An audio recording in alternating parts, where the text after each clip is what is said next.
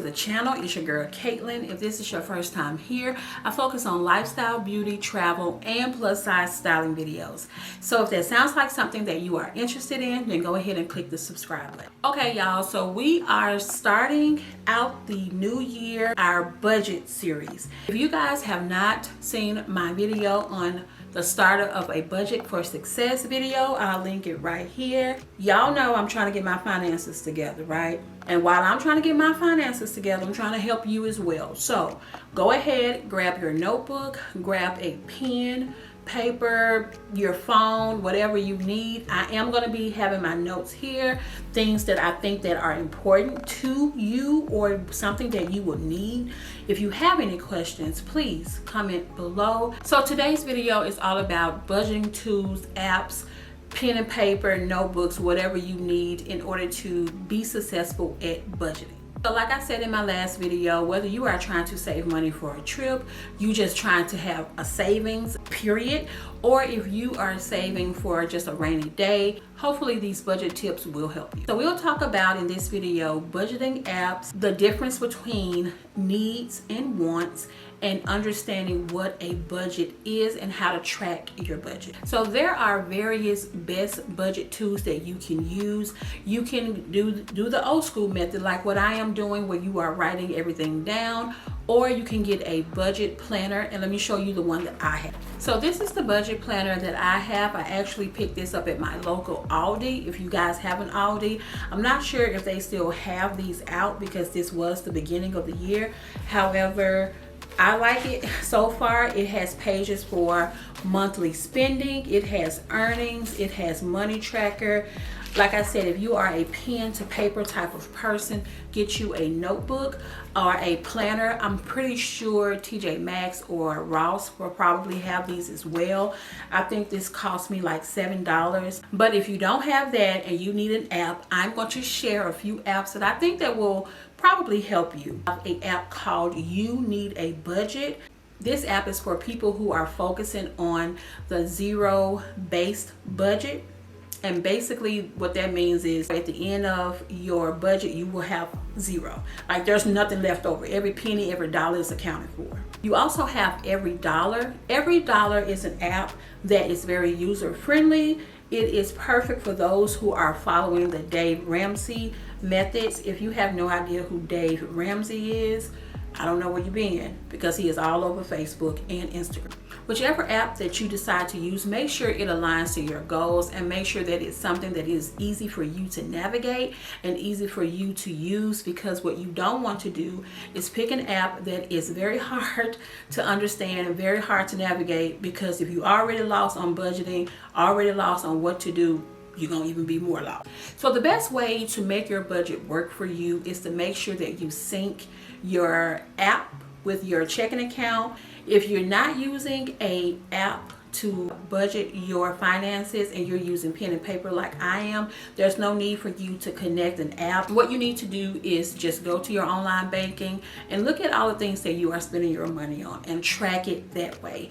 Whether it is your recurrent monthly bills or if it's like me, food and clothes. You need to be able to track your spending to know and understand what you are spending your money on. Now, here's something that I actually do. I have set up categories, and that is for like car repair, savings, vacation, groceries, and home repairs. So like say for instance, if I want to go and buy a new painting or buy something for the house, I don't have to worry about spending that from our budget or from our checking account, because I already have money into that category that I'm putting in each and every month or bi-weekly. So for example, you know that you have $500 left over, but you want to put that $500 in categories. You can divide it up equally, or you can divide it up where one category may receive more money than another category, or you may say everyone will get something equally each month or each week, however you get paid. But make sure that you set it up in the order that you actually get paid. So if that is bi-weekly, weekly, once a month, set it up that way. Also, you want to make sure that you set realistic goals. Don't be talking about you want to save $30,000 by the end of 2025 and you only make $30,000 a year. I'm not judging, I'm just saying you have to be realistic with your goal. If you want to save $1,000 by the end of the year, that's fine. If you want to save $500 by the end of the month, if that is doable for you, make sure that you set realistic goals and something that is achievable, because the biggest mistake that you can make is set a unachievable goal and you will feel like, oh, I done messed up, ain't no point in me starting no budget because it's worthless, I'm not gonna save no money anyway. You don't want to have that mindset. Also, you want to make sure that you check your budget weekly. Again, sometimes there are things that we did not know that we had to pay for. There are things that we forgot to balance in our checking account or savings account or however, whatever setup that you have. So make sure that you go into your account every week, sometimes every other day, to see what's going on in your account, but also look at your budget. If you know that you get paid every week and you go to the grocery store and you spend $200 every week at the grocery store, now that we have a new president, things may be going up. So that $200 that was working for you, let's say last month or last year, may now need to be increased to $300. So if you review your budget every week, you'll be able to adjust accordingly. The biggest thing that I can offer or share with you is that even if your budget changes, your income pretty much stays the same. The best thing for you to do is to remove the debt that you can control. And what I mean by debt that you can control are those subscriptions, eating out, going to the movies, buying clothes, getting your hair done, getting your nails done. Those are things that you can do without, and those are things that you can adjust. Now, like I said, make sure that you log every expense that you have, whether you do this through an app or whether you are like me and you do it through pen and paper. You cannot be afraid to look at your debt. You spent it, you racked it up, it's your life, it's okay.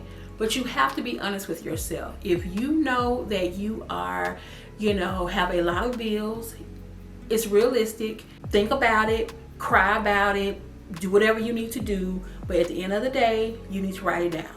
Write it down and take the lowest one that you have. So whether it's a credit card and you only owe $500, look at things in the opposite direction. Don't look at your highest paid or your highest debt, because then your mindset would be, I would never be able to pay this off. But look at your lowest debt. Look at things, they call it their hanging fruit. Look at those things that you can look at from a lower level and say, oh, I owe $500 on this, I can pay this off in a month. Okay, but go ahead and write down every expense that you have, and also analyze and review your spending habits. What do you spend your money on the most? I know I am guilty of spending my money on thrifting, clothes, regular clothes at other stores, and food.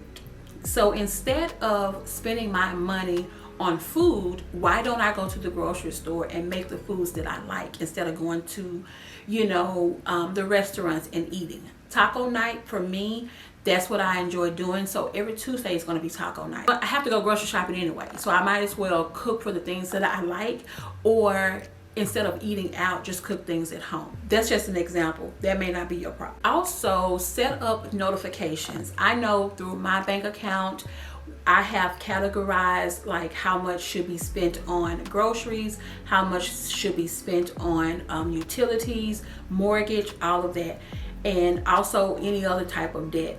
And I put in a category. Whenever I log into my bank account, it's going to tell me you are spending high in 3 categories, or you are spending high in 2 categories. And what you need to do is when you go in there, you need to just kind of take a peek to see like what changed. Because we have Comcast. Is it called Comcast? Xfinity now. We have Xfinity, and I don't know what it is, but each and every other month they're going up. So I allocate $100, towards them, and then I allocate, let's say, subscriptions. Well, I have a total of $175 that's supposed to be budgeting for that. However, when I go into my bank account, it says $200. So somewhere somebody raised their price. So you need to go in and look at what your categories are and if they are exceeding what you need them to exceed, and if you can adjust. Understanding needs and wants. You may need, okay, a new car, but you may want a new dress. Now I know those are two different types of scenarios, but think about what it is that you need. You need food, shelter, and clothing. If you got all those already, you don't need anything extra. And think about the things that you may want. You may want to eat out. Okay, you may want to go on a trip, but you really can't afford it. You may want to have your solo dates and all of that, but in actuality, you need to have solo dates at home. So what are needs? Needs are your essentials, like what I just said. It is your lights, your car. Of course, you need a car. Your lights, your mortgage. It's those things that come around every month that you have to spend. If you don't have a car note, praise God, I don't, but you do have car repairs, you have to ensure that you understand that that is a need. Your mortgage or your rent is a need. Your utility bills, that is a need. And your wants are things such as, oh, I need to get my nails done. Nowadays, y'all, and I'm gonna help y'all out, okay? I'm gonna go ahead and link my gel nail set that I use. I have been doing my nails at home for the last maybe 3 years. The only time I go to the nail shop is to get a pedicure because I'm not bending over. Okay, that is something that I enjoy doing. So I budget for that. Weekly spending money that I have for that, that's what I use it for. Now, if you don't know how to do your nails, or you don't want to do your nails, then guess what? You walk around with your nails not done, because you getting your nails done is not a need, it's a want. You have a choice. You can go on Amazon and get all the essentials that you need in order to still be feminine and still feel like you're not missing out on, something that you like doing. Learn how to do your nails at home. Like I said, here go a plug. I'm helping y'all out. Go down to the bottom of the description box below and go ahead and get my gel nail set. You can do the gel nail set, or you can do the press-on nails like I do. These press-on nails I change out probably every 2 weeks or so. I also link, I may have a video up here that I can link. If not, I'm gonna show you here that I've posted on Instagram of me doing my nails. Can't nobody tell me nothing, okay? You think you have gone to a nail shop and you have spent $100 on getting your nails done. That's $100 that you can put in your savings account. Now, I told you guys earlier about cutting back on certain things. That's what I plan on doing, and I hope that you can too. And that is my next tip or suggestion, is to cut back on or cancel those subscriptions that you do not need. Go ahead, get your pen, get your paper, and write down every app that you have. Write down every TV show that you watch and what network it comes on. And you need to decide what you're going to keep. That is something that I have to do personally, in my household, because we have a lot of different apps. And when every other week or so, Apple Pay is telling me, you just paid $10.69 for Peacock. You just paid $9.99 for Disney Plus. Like, all of that's not necessary. So my husband and I have to sit down with one another and figure out what we want to keep and what we need to get rid of. Okay, another money saving tip is to meal prep at home. Not only is this a money saving tip, but it is also something that we all need to do, is eat at home, because these prices are going up and then our bodies are going wide. I don't know if that's your problem, but that's my problem. I cook at home, I won't have all of this. You know what I'm saying? Like, I can cook healthy foods at home. I can eat, certain stuff at home. Stop trying to eat out because of convenience. Not only will meal prep save you money, but it will also save you time. So if you're headed into the office and you need to stop and get you a Danish or something like that, and you go to Starbucks, it's $5. Before you know it, you need some coffee to go along with your Danish. So you're going to get a Americano venti for $5.75. And before you know it, you get up to the counter, the lady's going to tell you, hey, it's gonna be $8.95. Now imagine if you do that 5 times a week or 3 times a week. That's a lot of money. So have those items at home. Meal prep at home, get your coffee at home. Again, another plug, description box.